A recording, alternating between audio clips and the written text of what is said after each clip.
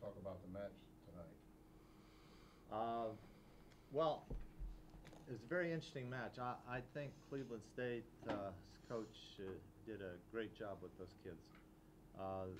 They're blue collar, as I expected them to be. They play defense, they hustle. But the good thing was, you know, we outdug them, which is very, very good because that's their forte. They play defense. Their left side hitters maybe got a few more kills than we wanted. We tried some things in the first and second set. They worked okay, but they were marginal. So we changed up the matchups a little bit in sets 3 and 4, and that worked a little bit better. I really didn't want to use Sam as much as we did, but you know, it worked out well. We got a 3-1 win, but I do think Cleveland State represented the Horizon Conference really well, and I think they don't have anything to hang their heads about. They really, I thought, played a very good game, and then a lot of freshmen and sophomores on that team. So we feel really good. We have a lot of freshmen and sophomores also, but we feel really well to have won the match. We would have liked to have won it in 3, but Cleveland State didn't allow that to happen. So I thought we went into the 3rd and 4th sets and got leads and executed quite well, and I was pretty pleased with that. They caused us a bunch of problems in different areas, and it was probably a really good, thank you, really good thing that they did that, because that just helps us get ready for this tournament. And the fact that we had to play under pressure from ourselves a little bit is also good. We got out of rhythm again. We've been having trouble with that, but we'll have it by tomorrow. This is a very good match for us to have had to play and had to be serious about playing.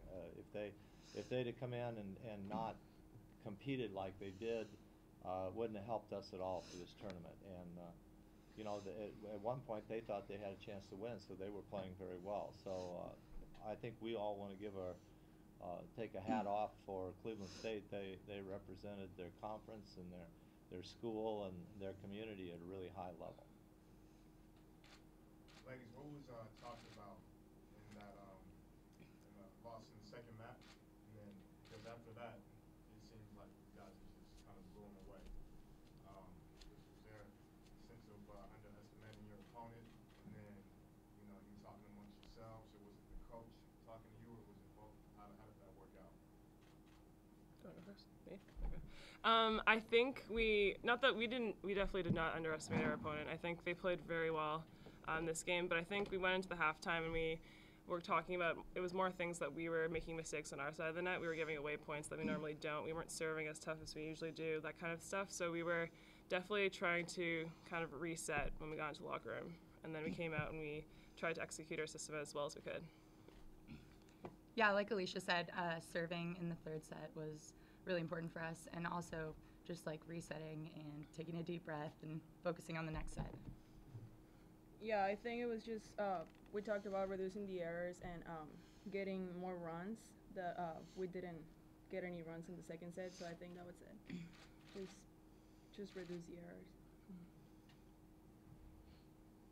Coach, how important is it to have leadership like this going into the NCAA tournament with these young ladies right here?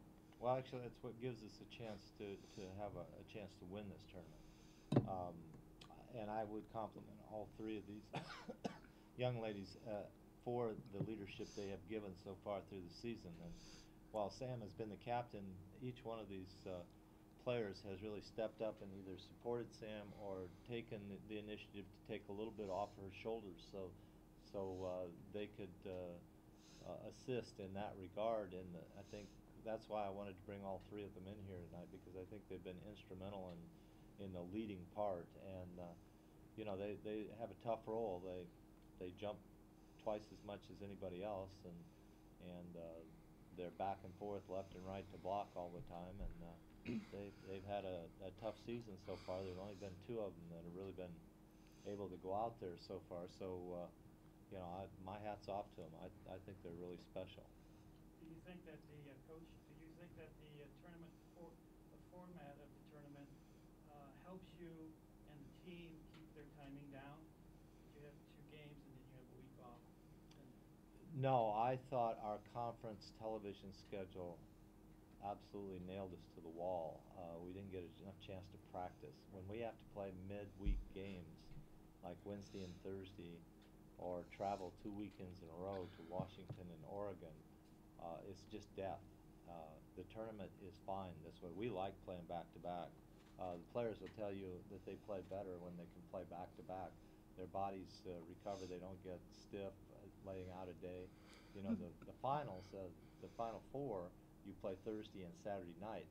There's a long wait period in between, and it's the hardest thing on the players. So we try to fill that up. But right now, the back-to-backs are not bad. We just need a long enough practice time of 4 or 5 days to get ready. And if we consistently could have 4 or 5 days, then I feel like we could do a lot better staying in rhythm in our system.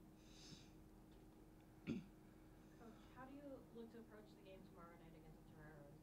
Well, I think they showed us that they have some talent.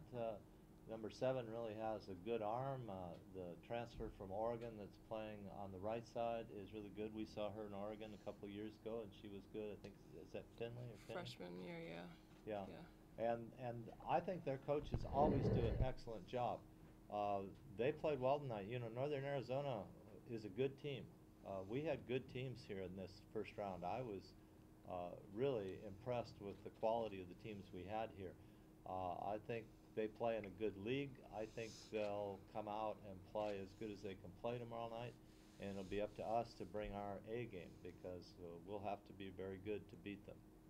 And girls, the same question for you. How are you going to approach the game tomorrow in terms of on the court and mentally? I think it's just like any other game, you know, just like focus before the game, do everything we normally do. Just like, I don't think we should change anything, you know, because everything we have been doing, it's been working. So yeah.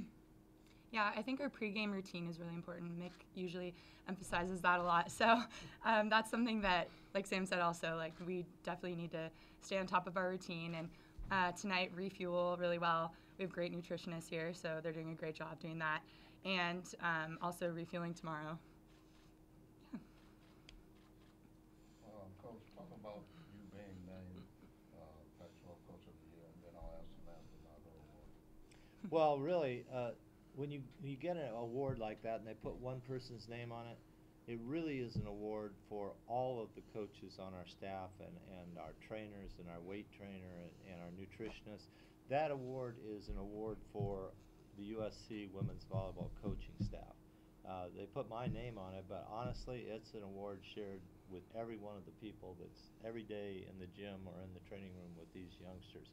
And I'm happy to have gotten that for them, because that recognizes their efforts and how important they are behind the scene in doing this. I guess one person has to be in charge, but really, this is not about me. This is about our coaching staff and the players' respect for the coaching staff and doing what everybody has been asking them to do as far as preparing and training this year. So that's how I feel about that award, and that's the way I'll approach it. And if somebody wants to give me a trophy, I'm bringing my whole staff up and my wife, and we're going to accept it as a group, because you can't do this if we're not a family.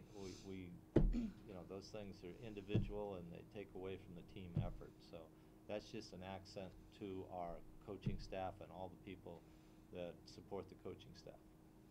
What about you, Samantha, being named Player of the Year? Well, it was a really big honor, you know, because Pac-12 has such a good players in every single team. And yeah, just like Mick said, I mean, I got that award, but it's because I have a great team. You know, I need good setters, I need good passers, I need good middle. So yeah, it's just an award for the whole team. Any other questions for the student athletes? For coach and then for the athletes, for the students, because I want to focus on that word student, because we're seeing the athletic prowess, talent that you all have, and coach, you leading as you do onward and upward. But for the students, the academic calendar, is that impacting, or do you see that as having any kind of a slight pause in the action, where you need to hit the books, so to speak, prepare for exams? Yes. An issue? and part of our preparation is knowing which days all of our finals are on. We have already mapped this out. They have already gone to their professors and let them know there's a possibility that they will not be in town to take the final, and they know they have to take the final at the same time the final is being given here, whatever city they're in. Our compliance has already made arrangements to travel with us to monitor that if we do in fact move forward. So you have to really appreciate how difficult this is on student athletes, people who want to win a national championship and get an A in every class. I mean, they don't try to get B's or C's, they try to get A's. And you know, this is very serious. Their tests are very serious. So we could in fact have tests on the days that we would play in the regionals or days that we would be at the Final Four. And we have to always plan for this. So we're already preparing for that. In fact, if we wouldn't have been sent to this region, or this first and second round regional was in San Diego, we were prepared to go and not come back and go directly to Omaha. So we have to plan all of that out 3 weeks in advance, and we do that willingly. And I mean, it's terrible on your schedules, isn't it? Because you have to make all these arrangements, if I'm here, if I'm not here, if I'm traveling, and that sort of thing. So you have to really take your hats off to them. Last year was the best year we've had academically. The whole team averaged at 3.1 overall, and that's with USC getting 600 perfect SATs every year enrolling in school. So they're in the classroom with some pretty good testers. We have time for one more question.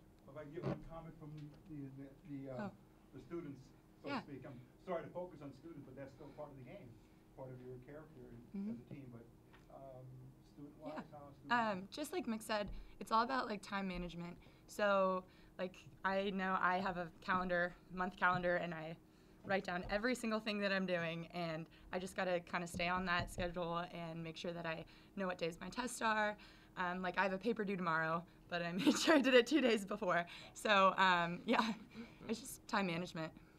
Yeah, and I think the professors have been like really flexible with their schedules. Like even though they're like, oh, like we might not be here, we might be here, kind of thing. So like they've been really good with like allowing us to get it proctored or like that kind of thing. So they've been really good.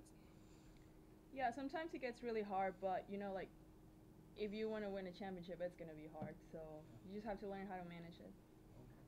Thank you very much. Thanks, Coach. Thanks, players. Thank you. Thank you.